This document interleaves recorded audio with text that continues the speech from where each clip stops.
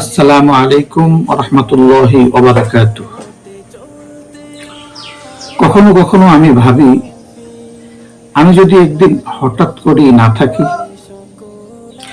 তাহলে কি কেউ খুঁজবে আমাকে? কেউ কি একবার হলেও বলবে, এই মানুষটা তো আর ফিরে আসবে না?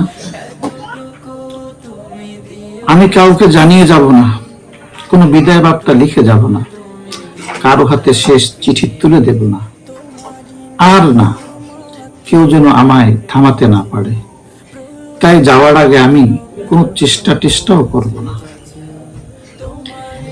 একদিন, খুব সাধারণ একটা দিনে, সকাল বিকাল কোনো কিছু না বলেই আমি এই পৃথিবী থেকে, এই সোশ্যাল মিডিয়া থেকে, এই দুঃখভরা জীবন থেকে চুপচাপ সরে যাব।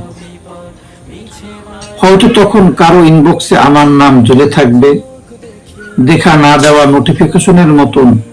হয়তো কেউ বুঝতেই পারবে না একটা মানুষ চুপচাপ হারিয়ে গেল, যে মানুষটা একসময় সবার জন্যই নিজেকে উজাড় করে দিত।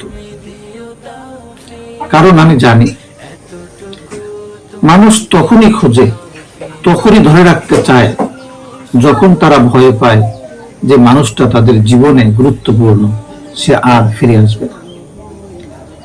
কিন্তু আমি আর কাউকে কষ্ট দিতে চাই না, আর নিজেকেও এমন কোনো জায়গায় রাখতে চাই না যেখানে আমাকে জোর করে ভালোবাসা টেনে নিতে হয়। যে মানুষ গুরুত্ব বুঝতে পারে না, তার কাছে নিজের উপস্থিতি প্রমাণ করা, এটা তো নিজের আত্মাকে অপমান করার মতো। আজকাল একটা জিনিস খুব পরিষ্কার বুঝি, মানুষ তখনই ফিরে তাকায় যখন ফিরে দেখার মতো মানুষ আর থাকে না। আর তাই আমি ভাবি, চলে যাওয়াটা হয়তো খারাপ নয়, মাঝে মধ্যে এটা মুক্তিরও নাম।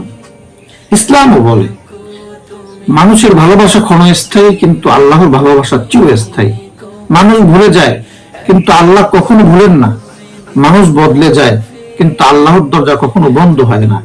আমি যদি একদিন না থাকি, আমার নয়, কেউ না কেউ আল্লাহর কাছে দোয়া করে বলবে, এই মানুষটা কত কষ্ট পেত, ওকে তুমি শান্তিতে রেখো। এটাই আমার সান্ত্বনা। মানুষ না খুঁজুক, আমার রব খুঁজবেন। মানুষ না বুঝুক, আমার আল্লাহ বুঝবেন। মানুষ না রাখুক, তিনি রাখবেন। তাই যদি কখনো চলে যাই, কাঁদতে হবে না। শুধু মনে রাখবেন, আমি কাউকে অভিমানে ছাড়িনি। আমি শুধু নিজেকে আল্লাহর কাছে ফিরিয়ে দিয়েছি। সেখানে কোনো দুঃখ নেই, কোনো অপেক্ষা নেই, কোনো অবহেলা নেই, শুধুই শান্তি আর শান্তি। আসসালামু আলাইকুম ওয়া রাহমাতুল্লাহি ওয়া বারাকাতুহু।